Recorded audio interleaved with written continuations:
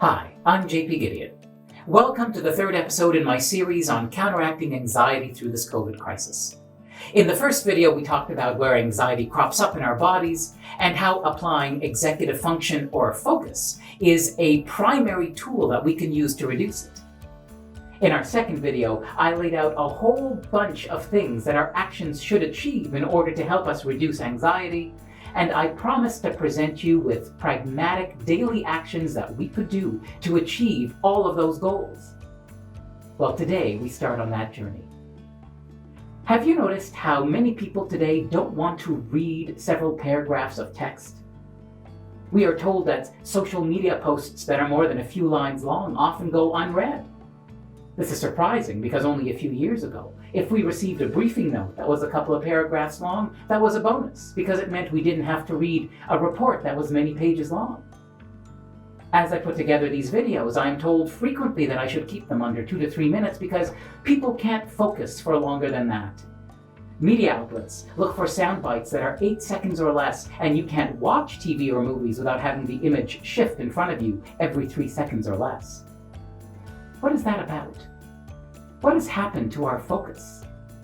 Why is it that we cannot focus for a long period of time, and does that affect our anxiety? Well, today we're going to talk about that by talking about the main remover of focus, the killer of efficiency, the destroyer of productivity, the dissolver of our empathy, in fact. That's right, the screen.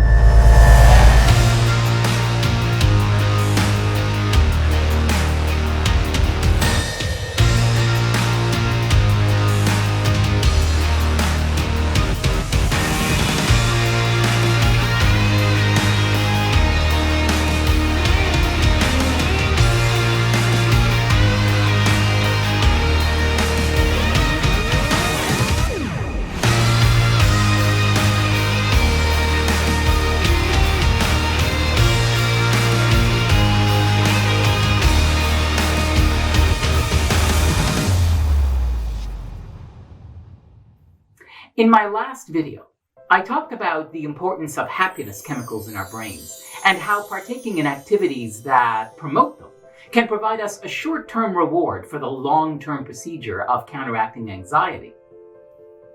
Now, one of those chemicals is dopamine. We have a complicated relationship with dopamine because of what it does.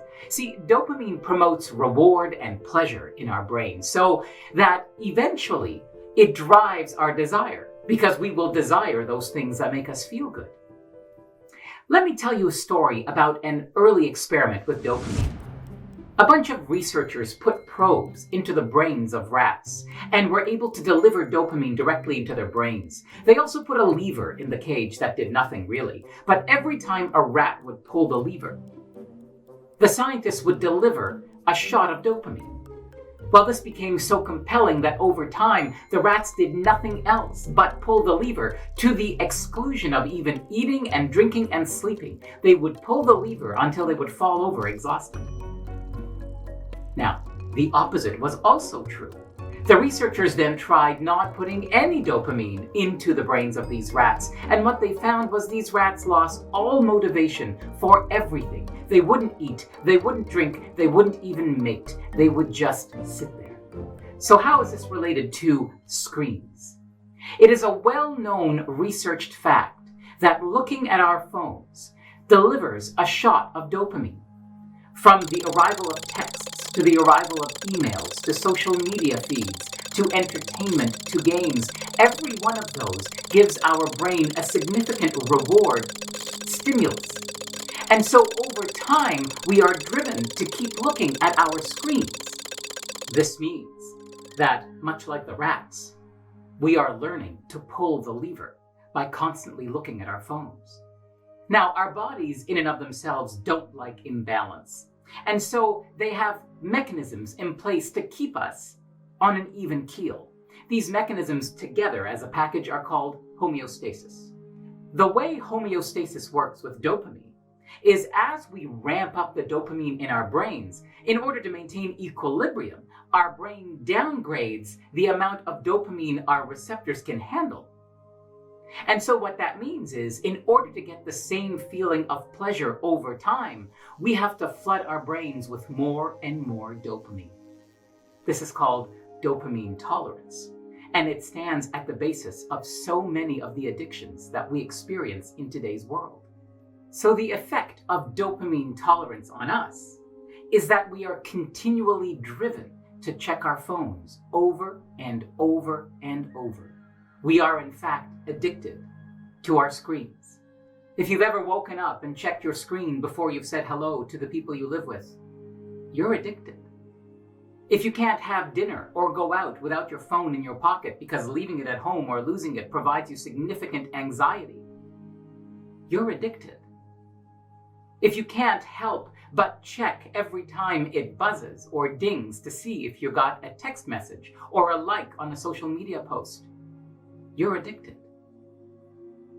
If you feel compelled in the middle of a movie to pull it out just to check what's going on, you are in fact addicted. And the problem with being addicted to a screen is that the constant barrage of information that we are taking in by looking at the screen results in a decrease in focus, because at no point do we allow ourselves to focus on one single thing, but rather we are trying to focus on the life around us as well as on the world of the screen. And so we engage in a form of mental blurriness, a degree of mental absence. This is why it is now illegal to text and drive.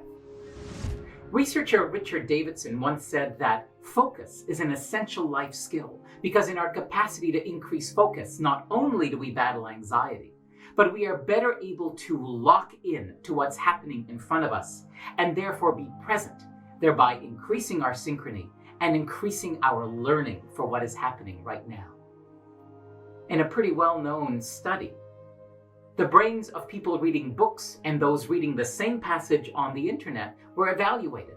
Those who read books found that new neural pathways were being built in order to encompass and accommodate the significant thoughts being presented in the book.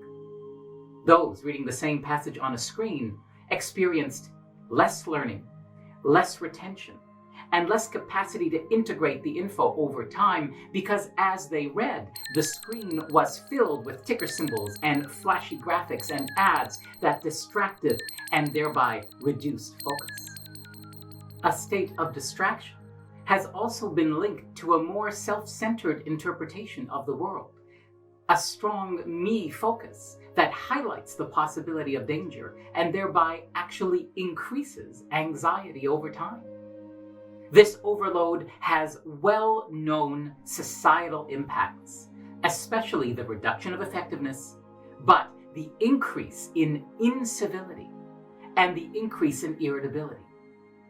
It is a known fact in the field of leadership psychology that behavior that comes from seeking dopamine hits, especially the distraction that comes from constantly being on screens, is one of the main drivers of that incivility.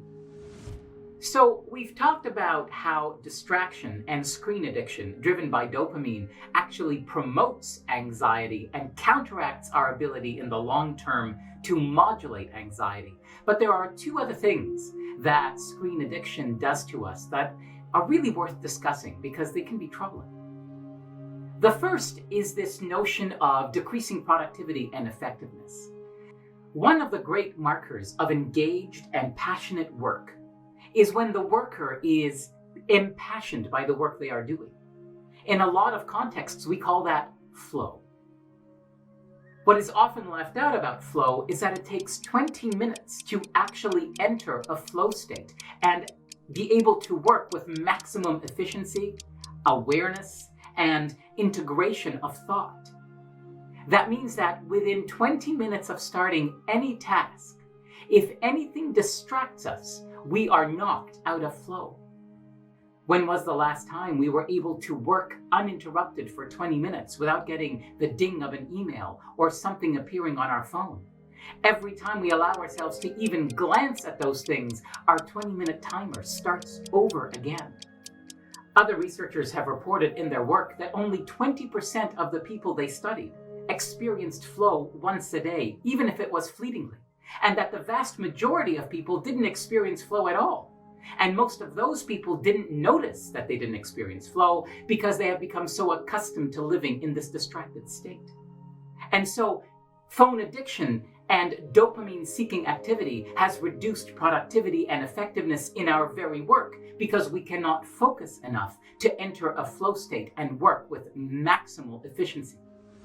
Now, a very troubling element of distraction is the fact that a distracted mind or a misplaced focus has been shown to actually create social and emotional distancing. In fact, we move from a place where we can feel true empathy to a place where we deal with empathy cognitively, thereby understanding what's going on, but not actually feeling it in the moment within the context. Now, this is coordinated by a part of the brain called the temporal parietal junction, the TPJ. The TPJ modulates and coordinates emotional anesthesia. Now, in some contexts, this is very good. For example, a surgeon about to cut into his or her patient would like to be able to put their emotions aside and be cool, calm, and collected. But here's the trap. With long-term emotional distraction, the TPJ functions and builds processes habitually, which means that we can, over time, teach ourselves through habit to become more socially distant and less empathetic.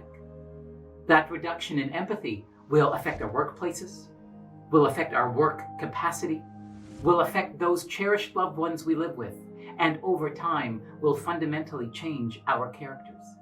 And as we said in the last video, character is the ground upon which powerful leadership is based. So what I want you to do about this is enter what I'm calling a dopamine detox. Now, this is a set of activities intended to realign our brain's dopamine receptors to more constructive and healthy levels, rather than the jacked up levels that we have them at when we are addicted to screens. My suggestion for now is put the screens down. The challenge is to find a balanced and intentional use for these screens, as opposed to the more slave-like drive we have to constantly check them. So put them away.